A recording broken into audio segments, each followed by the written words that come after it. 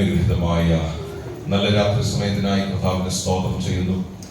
വീണ്ടെടുക്കപ്പെട്ട ദൈവമക്കളോട് ചേർന്ന് ഇന്ന് രാത്രിയിലും അനുഗ്രഹീതമായ ഒരു ആരാധനയിൽ സംബന്ധിപ്പാൻ ദൈവത്തിന്റെ പരിശുദ്ധാത്മാവ് നമ്മുടെ ജീവിതത്തിൽ ഒരുക്കി തരുന്ന അവസരങ്ങൾക്കായി സ്തോത്രം. ചൊറിയ മരുഭൂമി യാത്രയിൽ, നമ്മുടെ ജീവിത യാത്രകളിൽ, ജോലി മേഖലകളിലൊക്കെ ദിനങ്ങളിൽ കർത്താവ് നമ്മെ സൂക്ഷിച്ചത് രാത്രി ആരോഗ്യത്തോടെ കർത്താവിന്റെ സന്നിധിയിൽ അല്പനിമിഷങ്ങൾ ഒരുമിച്ചായിരിക്കാൻ ദൈവം നമ്മുടെ ജീവിതത്തിൽ ഒരുക്കി തന്ന വിലപ്പെട്ട അവസരങ്ങൾക്കായി സ്തോത്രം ചെയ്യുന്ന രാത്രി ശുശ്രൂഷയിൽ സംബന്ധിക്കുന്ന എല്ലാ വിലപ്പെട്ട ദൈവമക്കൾക്കും ഒരിക്കൽ കൂടെ യേശു ക്രിസ്തുവിന്റെ നാമത്തിൽ സ്നേഹവന്ദനം അറിയിക്കുന്നു. നമ്മുടെ വീണ്ടെടുത്ത കർത്താവിനെ ഒരു പ്രാവശ്യം കൂടെ നന്ദിയോടെ ആരാധിപ്പാൻ ഇന്ന് രാത്രി ദൈവം നമുക്ക് അവസരങ്ങൾ ദാനമായി നൽകി. അതിനുള്ള ആരോഗ്യത്തെ ദൈവം നൽകി. ഹല്ലേലൂയ. ആത്മീയ ബലത്തോടെ ഈ ആലയത്തിൽ പരിശുദ്ധാത്മാവ് നമ്മെ കൂട്ടിവരുത്തിയത് ഓർത്ത് ദൈവത്തിന് സ്തോത്രം ചെയ്ത എല്ലാവരും കൃപയിൽ ബലപ്പെട്ടിരിക്കുന്നു. ദൈവ സാന്നിധ്യത്തിന്റെ മറവിലായിരിക്കുന്നു എന്ന് ഞാൻ പൂർണ്ണമായി ദൈവസന്നിധിയിൽ വിശ്വസിക്കുകയാണ്. കർത്താവ് എല്ലാവരെയും അനുഗ്രഹിക്കട്ടെ. വളരെ പ്രാർത്ഥനയോടെ കർത്താവിന്റെ സന്നിധിയിലായിരിക്കാം. പുതുതായി വന്ന പ്രിയ സഹോദരൻ ജെയിംസ് അവരുടെ ഞങ്ങൾ വെൽക്കം ചെയ്യുന്നു. പ്രിയജനോട് ചേർന്ന് ദൈവം നൽകിയ കൂട്ടായ്മയ്ക്കായി സ്തോത്രം. കൂട്ടായ്മ ബന്ധങ്ങൾ അനുഗ്രഹമായി തീരട്ടെ. മറ്റെല്ലാ ദൈവമക്കളെയും സ്നേഹവന്ദനം അറിയിക്കുന്നു. പ്രാർത്ഥനയോടെ ദൈവസന്നിധിയിലായിരിക്കാം. ദൈവവചനം ധ്യാനിക്കാം. ന്യായാധിപന്മാരുടെ പുസ്തകം, The Book of Judges, chapter 16, 16-ാം അധ്യായം, അതിന്റെ 16-17 വാക്യങ്ങളാണ് നമ്മൾ ഇന്ന് രാത്രി അല്പനിമിഷങ്ങൾ ധ്യാനിപ്പാൻ ആഗ്രഹിക്കുന്നത്. The Book of Judges, chapter 16, verses 16 and 17, 16-17 വാക്യങ്ങൾ. ആരെങ്കിലും ഒരാൾ ശബ്ദമുയർത്തി വായിച്ച് നമ്മെ സഹായിക്കുമല്ലോ. ഇങ്ങനെ അവൾ അവനെ ദിവസങ്ങളിൽ വാക്കുകളാൽ ബുദ്ധിമുട്ടിച്ച് അസഹ്യപ്പെടുത്തി. അവൻ മരിപ്പാൻ തക്കവണ്ണം വ്യസന പരവശനായി തീർന്നിട്ട് തന്റെ ഉള്ള മുഴുവനും അവളെ അറിയിച്ചു. ശൗരക്കത്തി എന്റെ തലയിൽ തൊട്ടിട്ടില്ല. ഞാൻ അമ്മയുടെ ഗർഭം മുതൽ ദൈവത്തിന് വ്രതസ്ഥനാകുന്നു. ശൗരം ചെയ്താൽ എന്റെ ബലം എന്നെ വിട്ടുപോകും. ഞാൻ ബലഹീനനായ ശേഷം മനുഷ്യരെ പോലെ ആകുമെന്ന് അവളോട് പറഞ്ഞു.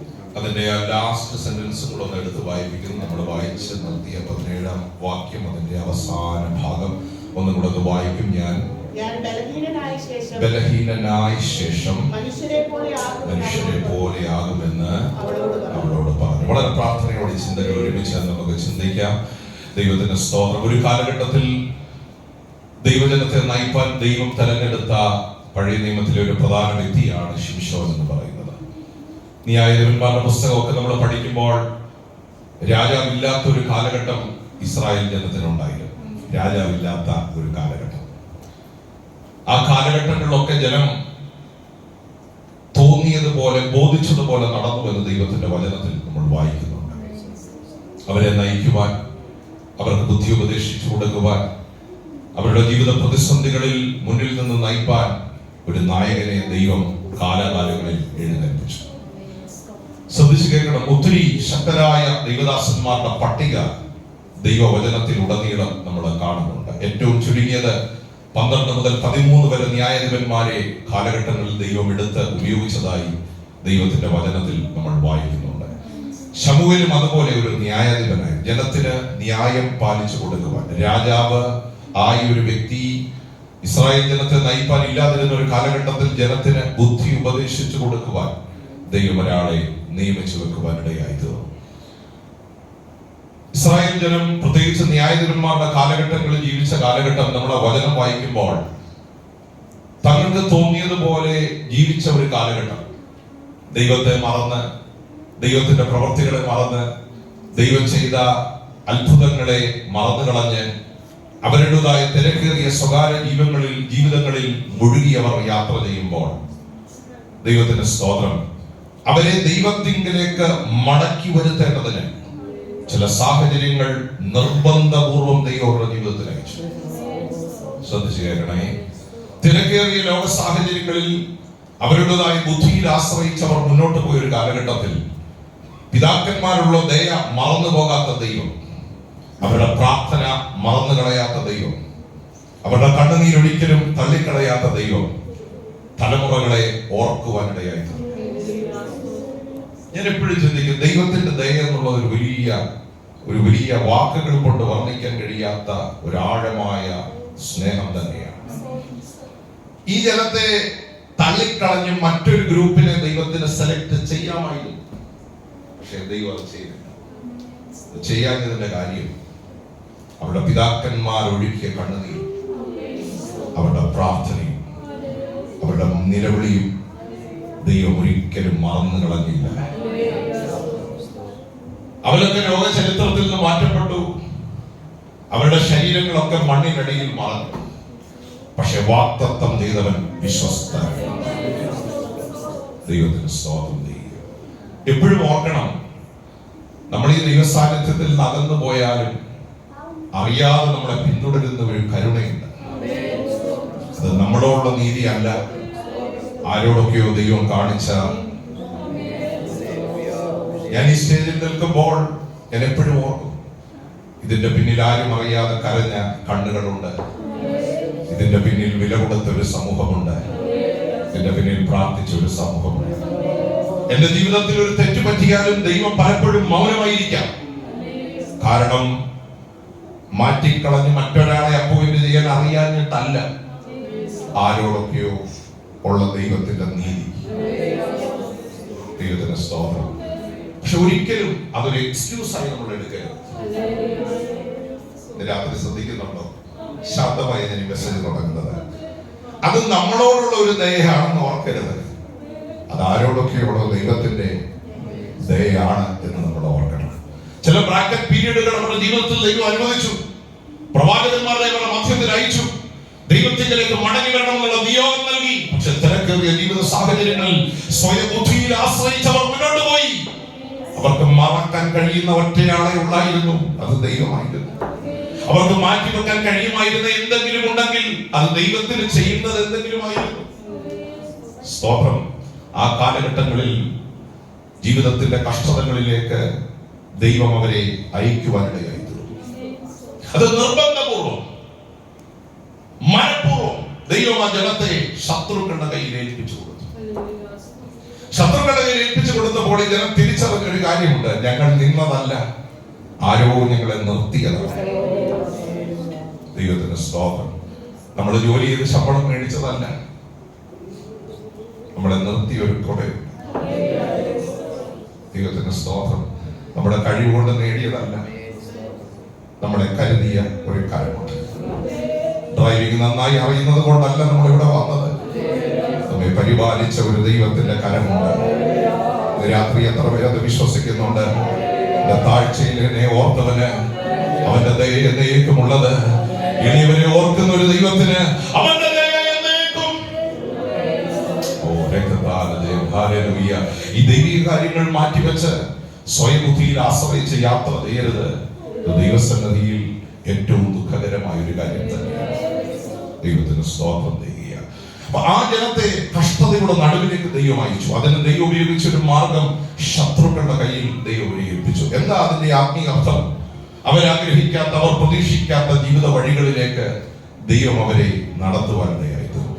അത് താല്പര്യപൂർവ്വമല്ല, പക്ഷേ ദൈവത്തിന്റെ ഹൃദയത്തിലുണ്ടായ മനസ്താപത്തോടെ ഈ ജനത്തെ ആ വെല്ലുവിളികളിലേക്ക് ദൈവം നയിക്കുവാനിടയായിരുന്നു. പ്രതീക്ഷിക്കാത്ത വഴിത്തിരിവുകൾ അവരുടെ ജീവിതത്തിലുണ്ടായി. ഈ ന്യായാധിപന്മാരുടെ പുസ്തകം ഉടനീളം നമ്മൾ വായിക്കുമ്പോൾ ഏറ്റവും അധികം ആവർത്തിച്ചെഴുതിയ ഒരു പദം എന്റെ മനസ്സിൽ നിന്ന് സന്ധ്യാസമയം വന്നു. അവരുടെ കഷ്ടതയിൽ അവർ യഹോവയോട് നിലവിളിച്ചു. അവനവരെ അവരുടെ സകല ഞെരുക്കങ്ങളിൽ നിന്ന് വിടുവിച്ചു. ദൈവത്തിന് സ്തോത്രം. ദയ കാണിക്കുന്ന ദൈവം, കരുണ കാണിക്കുന്ന ദൈവം, ഒരിക്കലും തള്ളിക്കളയാത്ത ദൈവം. ദൈവത്തിന് സ്തോത്രം. അവരുടെ കഷ്ടതയിൽ അവർ ദൈവത്തോട് നിലവിളിച്ചപ്പോൾ കണ്ണുനീരിന്റെ മുൻപിൽ മൗനമായിരുന്നില്ല. അതിന്റെ മുൻപിൽ ഇറങ്ങി വന്ന് അഭിഷേകത്തിന്റെ ഒരു സൊല്യൂഷൻ ദൈവം അവർക്ക് നൽകുവാനിടയായി. ദൈവത്തിന് സ്തോത്രം ചെയ്യുക. ഞാനിങ്ങനെ ചിന്തിക്കുകയായിരുന്നു വചനം ധ്യാനിച്ചപ്പോ, എല്ലാവർക്കും കരയാൻ പറ്റണമെന്നില്ല, എല്ലാവരും തകരണമെന്നില്ല. സ്തോത്രം. ചുമ്മാതെ കൈയടിക്കാൻ പറഞ്ഞാൽ ഒരു പക്ഷേ ഇരിക്കുന്ന എല്ലാവരും പാസ് പറഞ്ഞുകൊണ്ടെത്തി. പക്ഷെ കരയാൻ പറഞ്ഞാൽ എല്ലാവരും കരയോ? ഹലോ, കരമുയർത്തി ഒരു സ്വതന്ത്രം പറഞ്ഞാട്ടെ എന്ന് പറഞ്ഞാൽ പാസ്റ്ററുള്ള ഒരു ബഹുമാനാർത്ഥമെങ്കിലും അറ്റ്ലീസ്റ്റ് ഒരു പകുതി കൈയെങ്കിലും നമ്മള്. പക്ഷെ എല്ലാവരും കരഞ്ഞാട്ടെ എന്ന് പറഞ്ഞാൽ അങ്ങനെ നമുക്ക് കരയാൻ പറ്റുമോ? കൂടുണ്ടോ? സ്തോത്രം. എല്ലാവർക്കും പറ്റിയൊരു കാര്യമല്ല. ഹൃദയവേദന ഉള്ളവനെ കരയും, തകർന്നവനെ കരയും. വേദനിക്കുന്നവന്റെ അകത്ത് എന്തുണ്ടാകും? അവരുടെ കഷ്ടതയിൽ അവർ യഹോവയോട്. എനിക്ക് തോന്നുന്നു ആ കഷ്ടതയിലൊക്കെ പ്രാർത്ഥിച്ചത് വാക്കുകൊണ്ടല്ല, കണ്ണുനീരുകൊണ്ടാണ് എന്റെ വിശ്വാസം. എന്നത് എഴുതിയിട്ടില്ല, പക്ഷെ എന്റെ ചിന്ത ആ കഷ്ടതയിൽ അവർ പ്രാർത്ഥിച്ചത് നമ്മൾ അറിയുന്ന മലയാളം വാക്കുകൾ കൊണ്ടല്ല, അവരുടെ കണ്ണുനീര് കൊണ്ട് അവർ ദൈവസന്നിധിയിൽ നിലവിളിക്കുവാനിടയായി.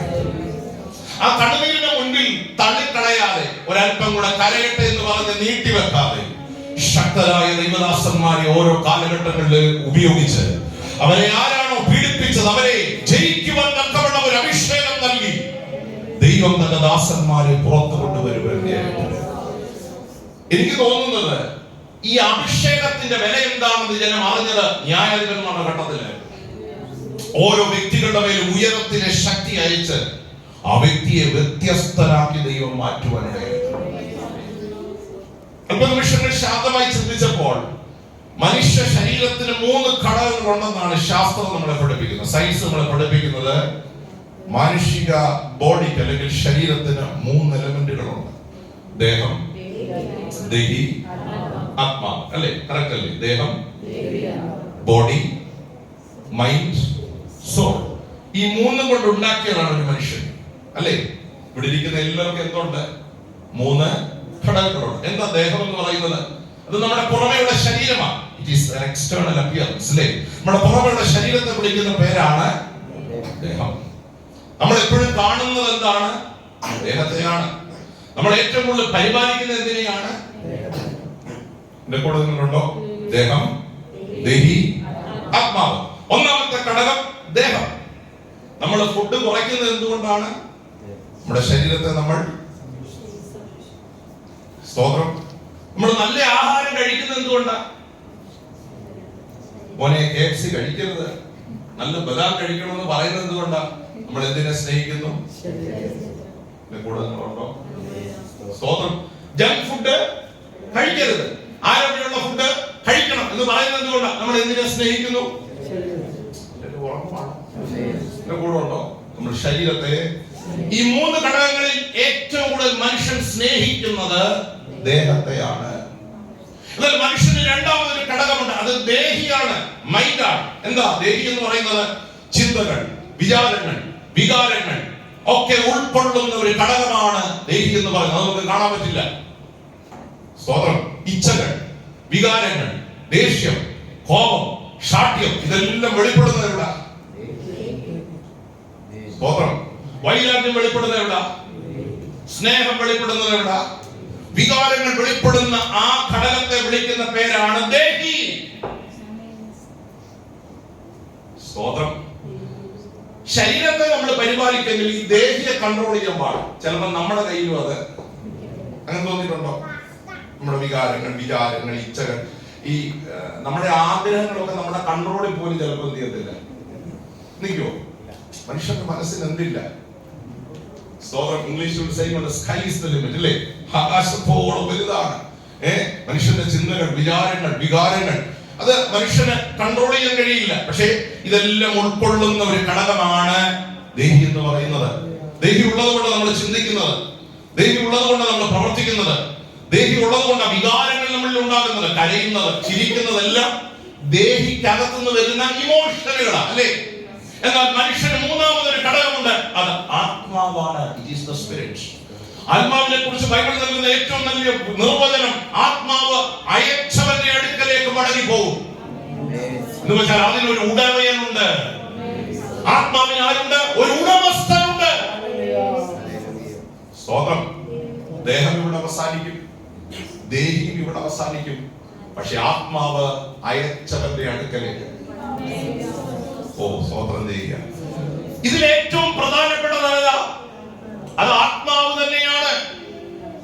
ആത്മാവ് എന്നൊരു വാക്ക് പഠിക്കുമ്പോൾ, സ്പിരിറ്റ് എന്നൊരു പദം പഠിക്കുമ്പോൾ, the thing that gives life എന്നാണ് അതിന് കൊടുത്തിരിക്കുന്ന അർത്ഥം. ഒരു വ്യക്തിക്ക് ജീവൻ നൽകുന്നതാണ് ആത്മാവ്. എന്ന് വെച്ചാൽ മണ്ണ് കൊണ്ട് ഉണ്ടാക്കപ്പെട്ട ശരീരത്തിന് ആകൃതി നൽകുന്നതല്ല ആത്മാവ്, മറിച്ച് ജീവൻ നൽകുന്നതാണ്. നിങ്ങളുടെ കൂടെ ഇല്ല. ജീവനുള്ള ദേശത്ത് ജീവനുള്ള ദേഹികളായി ദൈവത്തെ ആരാധിക്കുക എന്ന് വചനം പറയുമ്പോൾ, ആ ജീവൻ നമുക്ക്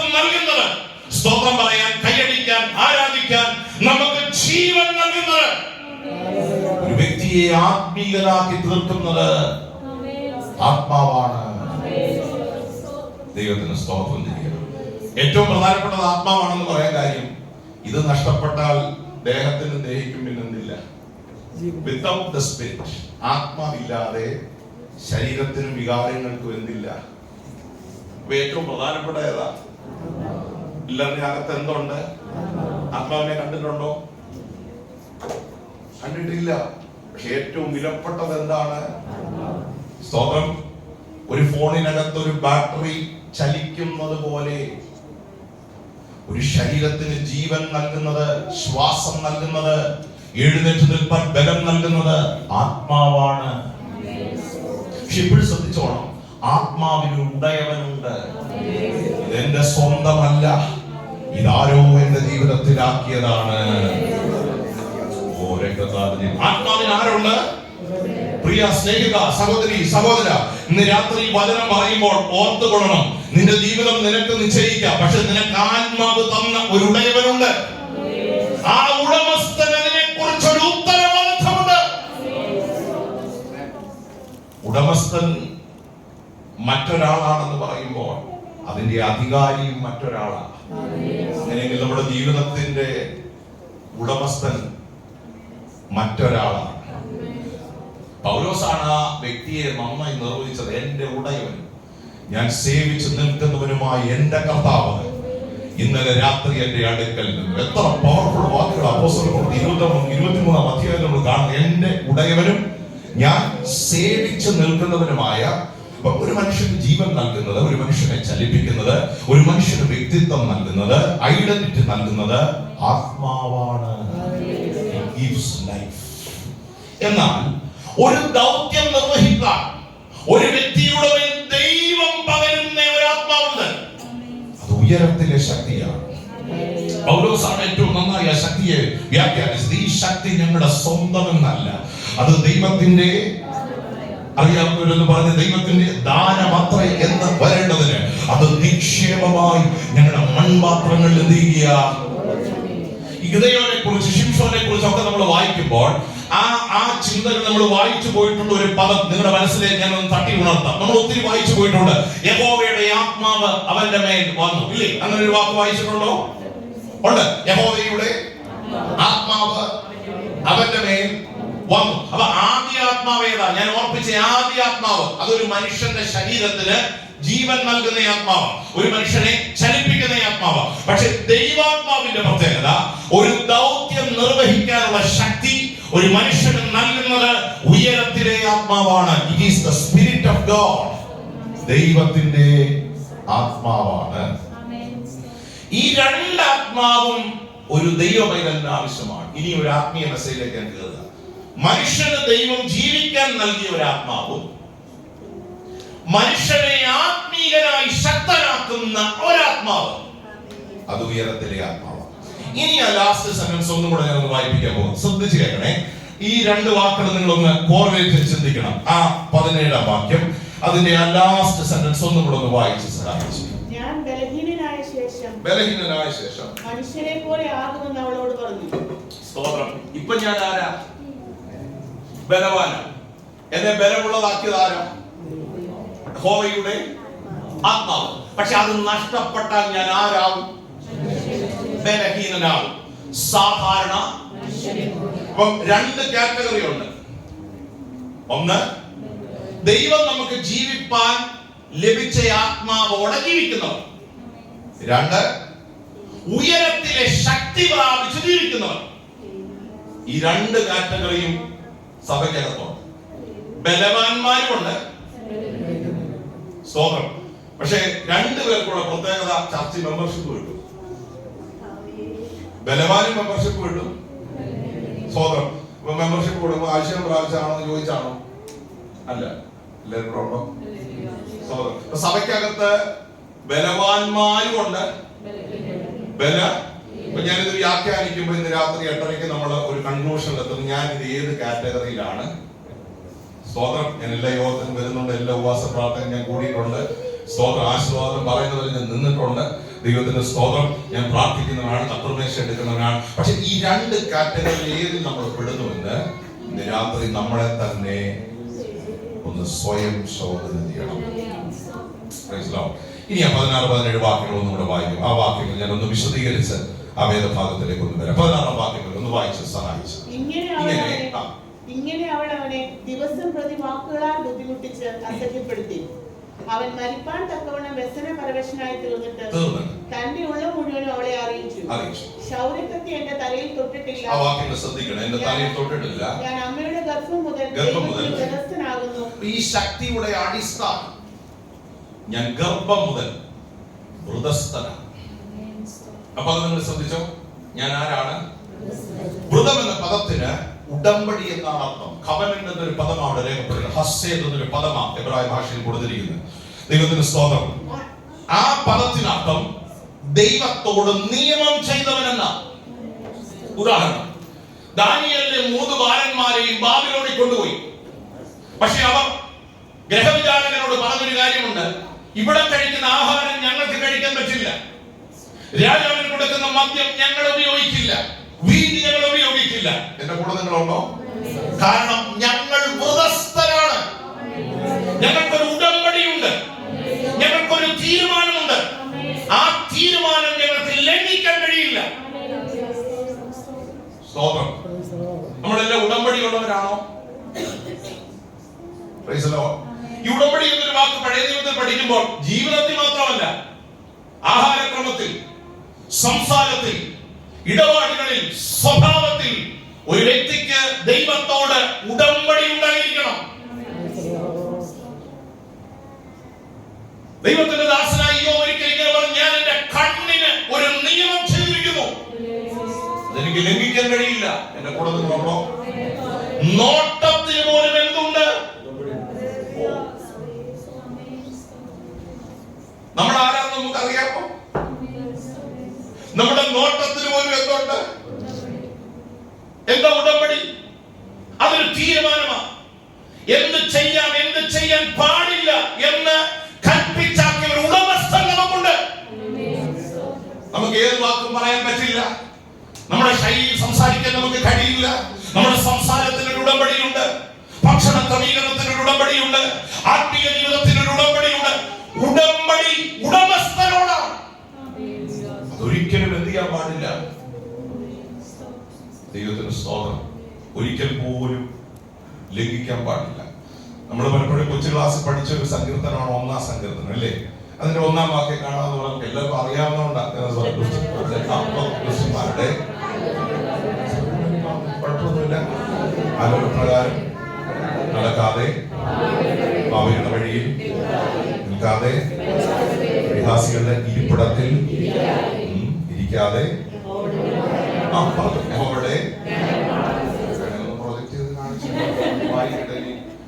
പറയാൻ ഇച്ചിരി ബുദ്ധിമുട്ട് കാണും. ഓക്കെ, ഒന്നും കൂടെ നമുക്ക് വായിക്കാം.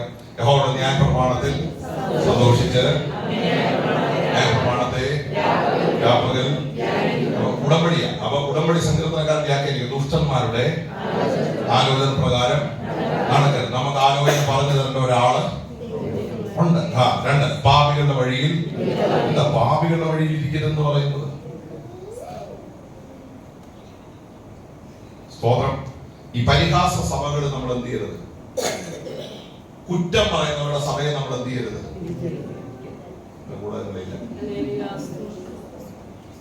പാപികളുടെ വഴിയിൽ. ഓക്കെ, 3-ാമത്തെ പറയുമ്പോൾ 2-ാമത്തെ കുറച്ചും കൂടെ അർത്ഥവത്താം. പരിഹാസികളുടെ ഇരിപ്പിടത്തിൽ എന്ത് ചെയ്യരുത്?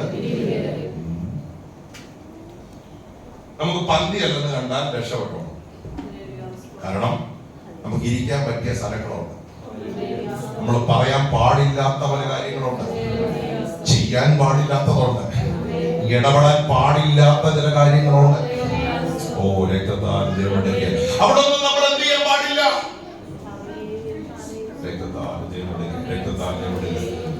ഞാൻ അവർക്ക് ഒരു ദൈവദാസനെ പ്രസംഗിച്ചുകൊണ്ടിരിക്കുക ചില നാളുകൾക്ക് മുമ്പ് ഒരു സഭയിൽ നടന്ന ഒരു സംഭവം. അപ്പം ഒരു പാതി വിശ്വാസി ഒരു സഭയ്ക്കകത്തുണ്ട്. അന്നിലാണ് സഭ പറയുന്നില്ല. പാതി എന്താ ഈ പാതി വിശ്വാസി എന്ന് പറയുന്നത്? നിങ്ങൾ ആരും അറിയാതെ എന്താ ഈ പകുതി വിശ്വാസി? 50-50. ശീതവാനല്ല, ഇച്ചിരി ബലഹീനതകളുണ്ട്, എന്നാൽ സഭയിൽ ആക്റ്റീവായിട്ട് എന്ത് ചെയ്യും? പങ്കെടുക്കും. പക്ഷെ കർത്തൃമേശം ഒന്നും എന്ത് ചെയ്യത്തില്ല, കൂടത്തില്ല. അപ്പം ആസാവെന്ന് പറയുന്നുണ്ട്, നിന്റെ ബലഹീനതകളൊക്കെ മാറ്റണം, നന്നാവണം, ദൈവത്തിന്റെ സ്തോത്രം. എല്ലാ ഞായറാഴ്ച വരുമ്പോൾ കരഞ്ഞു പറയും, ഈ ആഴ്ച മുതൽ ഞാൻ. പക്ഷെ പിറ്റേ ആഴ്ചയും ദൈവത്തിന്റെ സ്തോത്രം ബലഹീനതകൾ തന്നെ എന്ത് ചെയ്യും. 50-50 ഒന്നും വേണ്ട. പലപ്പോഴും നമ്മളെ പോലും എന്ത് ചെയ്യും, ഒരു വെള്ളിയാഴ്ച ഒരു തീരുമാനമൊക്കെ എടുത്ത് ശനിയാഴ്ച തീരുമാനം ലംഘിക്കേണ്ട ഒരു അവസ്ഥ. എന്റെ നാവിനെ കടിഞ്ഞാണിട്ട്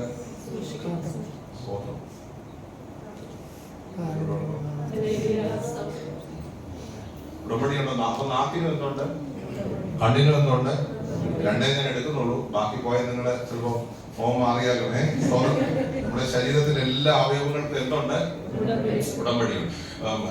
ഈ മനുഷ്യനിങ്ങനെ കാര്യം പാസ് ഈ ആഴ്ച ഞാൻ എന്ത് ചെയ്തോളാം, നന്നായിക്കോളാം. പക്ഷെ വലിയ കാര്യം, വലിയ സ്നേഹം. പക്ഷെ ഇച്ചിരി മദ്യപിക്കുന്ന ഒരു ബലഹീനതയുണ്ട്.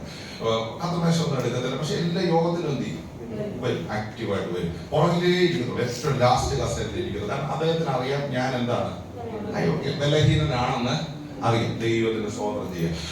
അപ്പം ഒരു ദിവസം ഇങ്ങനെ മദ്യഷാപ്പിന് മുമ്പിൽ ക്യൂ നിൽക്കുമ്പോൾ ഇദ്ദേഹം പാസ്റ്ററെ വിളിച്ചു.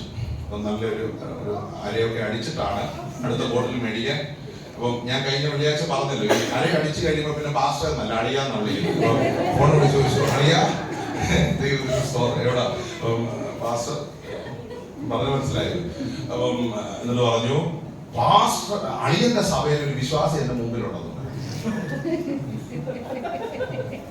അപ്പം ഈ ദൈവാസൻ ചോദിച്ചു, നിങ്ങൾ എവിടെ നിൽക്കുന്നത്? ഞാൻ തൊട്ട് 4 പേരുടെ പുറകെ ഞാൻ എന്ത് ചെയ്യുക? ഹലോ. അപ്പൊ ചോദിച്ചു, അല്ല നീ നിൽക്കുന്ന ലൈനിൽ തന്നെ അവനും, അല്ല അവൻ കർത്തൃമേശം എടുക്കുന്നവനാ.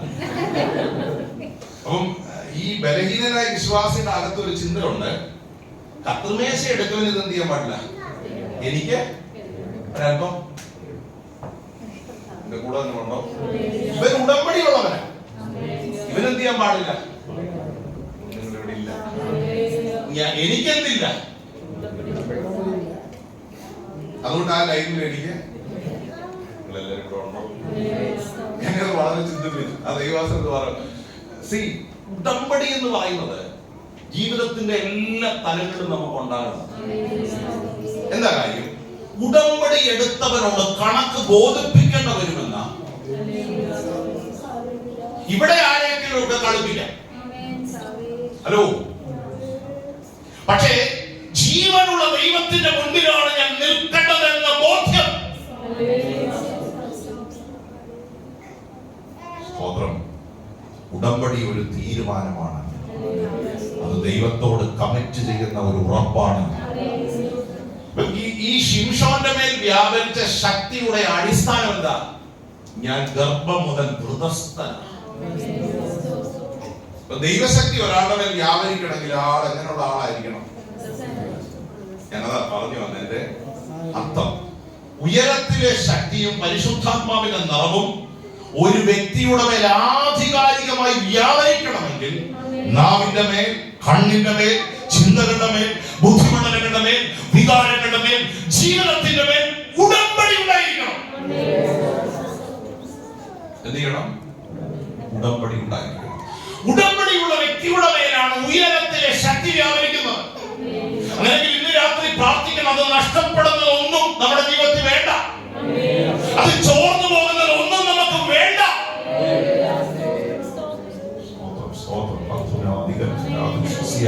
വിരൽ ചൂണ്ടി ഒരു പ്രവചന ശബ്ദം പോലെ ചിലരോട് ദൈവത്തിന്റെ ആത്മാ വിളിച്ചു പറയുക, ഈ ശക്തി ചോരുന്നത് ഒന്നും നമുക്ക് വേണ്ട.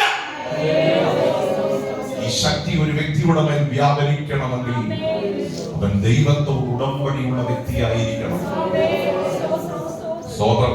അവന്റെ ജീവിത രീതി കണ്ടാൽ, അവന്റെ സംസാര ശൈലി കണ്ടാൽ, അവന്റെ വാക്കുകൾ കണ്ടാൽ, അവന്റെ പ്രവൃത്തികൾ കണ്ടാൽ മറ്റുള്ളവർ തിരിച്ചറിയണം, he has a vow with his God. ദൈവത്തോട് ഈ മനുഷ്യൻ എന്തുണ്ട്? ഒരു ഉടമ്പടിയുണ്ട്. ആ ശക്തിയാണ് ആ മനുഷ്യന്റെ മേൽ വ്യാപരിച്ചത്. പക്ഷെ ശക്തി വ്യാപരിച്ച മനുഷ്യന്റെ അകത്ത് ബലഹീനതയുണ്ടായി. കാരണം അതുകൊണ്ടാണ് ഫിലിസ്തീയ കന്യകരുടെ അടുത്ത് പോയത്. അങ്ങനെ വിവാഹമൊക്കെ കഴിഞ്ഞു. പക്ഷെ ഈ സഹോദരിക്ക് അറിയേണ്ടിയിരുന്ന ഒറ്റ കാര്യമുള്ളൂ, നിന്റെ മറ്റൊന്നുമല്ല ചോദിച്ചത്, നിന്റെ ശക്തി. ഇനി 16 വാക്യം ശ്രദ്ധിച്ച്, ഈ ശക്തിയെ കുറിച്ച് അന്വേഷിക്കാൻ തുടങ്ങിയപ്പോൾ വേഴ്സ് 16 ഒന്നുകൂടെ വായിച്ചു. ഇങ്ങനെ അവൾ അവനെ ദിവസം പ്രതി വാക്കുകളാൽ ബുദ്ധിമുട്ടിച്ച് അസഹ്യപ്പെടുത്തി. അവൻ മരിപ്പാൻ തക്കോണം വ്യസനപരവശനായി തീർന്നിട്ട് തന്റെ ഉള്ളം മുഴുവൻ അവളെ അറിയിച്ചു. അയ്യോ സോദരം, അതുപോലെ ബുദ്ധിമുട്ടിച്ച് അസഹ്യപ്പെടുത്തി. അസഹ്യം എല്ലാം കൂടെ സഹിച്ചു കഴിഞ്ഞപ്പോൾ ഞാൻ ജീവിച്ചിട്ട് ഈ വ്യക്തി ആരാ? മൃതസ്ഥനാണ്. 2, ഉയരത്തിലെ ശക്തി പ്രാപിച്ചവനാണ്. ദൈവിക നിയോഗമുള്ള ഒരു വ്യക്തിയാണ്. 20 വർഷം ജനത്തെ ന്യായപാലനം ചെയ്യാൻ ദൈവം ഉപയോഗിച്ച ഒരു മനുഷ്യനാണ്. പക്ഷെ അസഹ്യപ്പെടുത്തുന്ന വാക്കുകൾ കേട്ടപ്പോ തീരുമാനിച്ചു, ഇനിയും ജീവിച്ചിട്ട് കാര്യമുണ്ടോ? ഏത് ശക്തനെ തളർത്താൻ എന്ത് മതി? ഹലോ, ഏറ്റവും പവർഫുൾ ശക്തി എന്തുവാ ഈ ലോകത്ത്? അത് കടാരയൊന്നുമല്ല. കത്തിയാണെങ്കിൽ നേരിട്ട് കുത്തിയെങ്കിലും എനിക്ക് തോന്നുന്നില്ല അത് അത്രയും വേദനിക്കുമെന്ന്. പക്ഷെ ഏത് ശക്തനായ മനുഷ്യനെ തളർത്തുന്നത് വാക്കുകളാണ്. അതുകൊണ്ടല്ലേ യാഗപീഠത്തിന് മുമ്പ് തീ ഇറക്കിയ ആള് പറഞ്ഞു, ഇനിയും ജീവിച്ചിരുന്നിട്ട് കർത്താവേ എന്നെ അങ്ങ്, ഞാൻ എന്റെ പിതാക്കന്മാരെക്കാൾ. അങ്ങനെ ആരെങ്കിലും പറഞ്ഞിട്ടുണ്ടോ? വാക്കുകളുടെ മുമ്പിൽ പതറിപ്പോയിട്ടുണ്ടോ? അസഹ്യപ്പെട്ടു പോയിട്ടുണ്ടോ? പക്ഷെ വാക്കുകളുടെ ശരത്തിന് മുമ്പിലാ നിന്റെ അകത്തുള്ള ശക്തി അറിയുന്നു.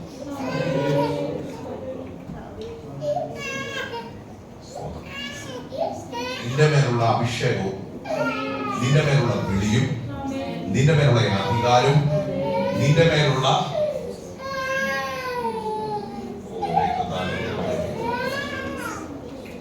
ഒരു ദൈവമകനെ ആക്രമിക്കാൻ പിശാച് ഉപയോഗിക്കുന്ന ഏറ്റവും വലിയ മാധ്യമം വാക്കുകളാണ്.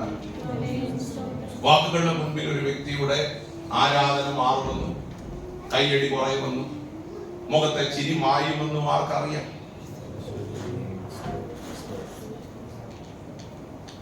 നിങ്ങളുടെ ഓഫീസിലോ ജോലി സ്ഥാപനത്തിലോ നിങ്ങളെ യാത്ര ചെയ്യുന്ന മേഖലയിലോ ഇങ്ങനെയുള്ള അനുഭവങ്ങൾ ഉണ്ടായാൽ ആത്മാവിൽ അതിനെ ജയിക്കാനുള്ള കൃപ പ്രാപിക്കും.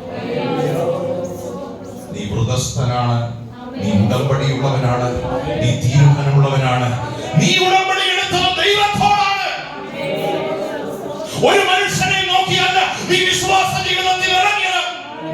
വിളിച്ചവൻ വിശ്വസ്തനാണെന്ന ബോധ്യത്തോടെ, നിനക്കൊരു ഉടമസ്ഥനുണ്ട് എന്ന ബോധ്യത്തോടെ. അങ്ങനെ ഒരു അഭിഷേകം ഇവിടെ വ്യാപരിക്കട്ടെ.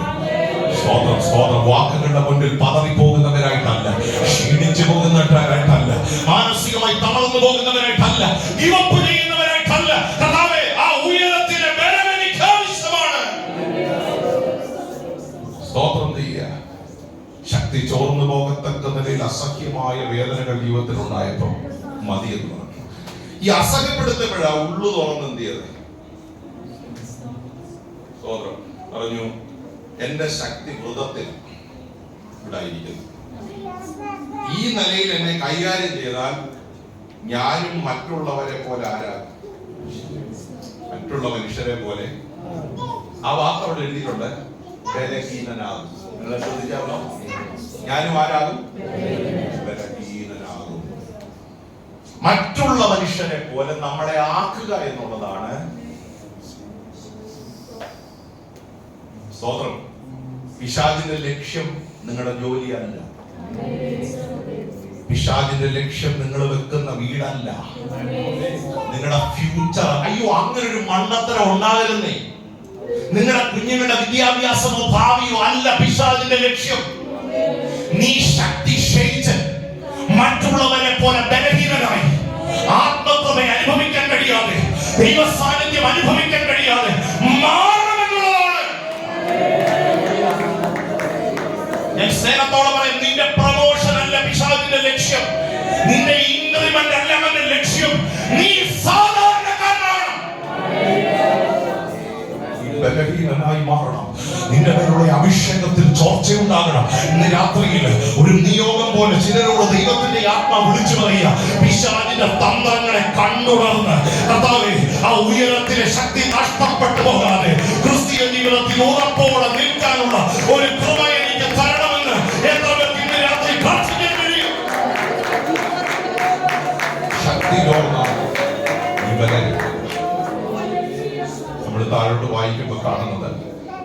മനുഷ്യനെ പുതിയ കയറുകളാൽ പിടിച്ചു കെട്ടി. സ്വന്തം ഫിലിസ്തീന് വരുന്നെന്ന് പറഞ്ഞപ്പം ദൈവത്തിന്റെ ആത്മാവ് തന്നെ വിട്ടുപോയതറിയാതെ പഴയതുപോലെ കുടഞ്ഞു. പക്ഷെ ആ കരുത്തനെ നമ്മൾ കാണുന്നത് കണ്ണു പൊട്ടിച്ച് മാവ് പൊടിക്കുന്ന. ഞാനതൊക്കെ ഒന്ന് ഇന്ന് വൈകിട്ട് വിഷ്വലൈസ് ചെയ്തിട്ടോ എന്റെ മനസ്സിൽ. നിങ്ങൾ ശ്രദ്ധിച്ചേ, കരുത്തനായ ശക്തനായ ഒരു മനുഷ്യൻ, ദൈവം ഒരു നൂറ്റാണ്ടിൽ ഉപയോഗിച്ചൊരു മനുഷ്യൻ, ഒരു കാലത്ത് നമ്മുടെ ഭാഷയിൽ തീയായിരുന്ന ഒരു മനുഷ്യൻ, തേജസ്സോടെ ജനത്തിന് മുൻപിൽ നിന്നൊരു മനുഷ്യൻ, കണ്ണുപൊട്ടനെ പോലെ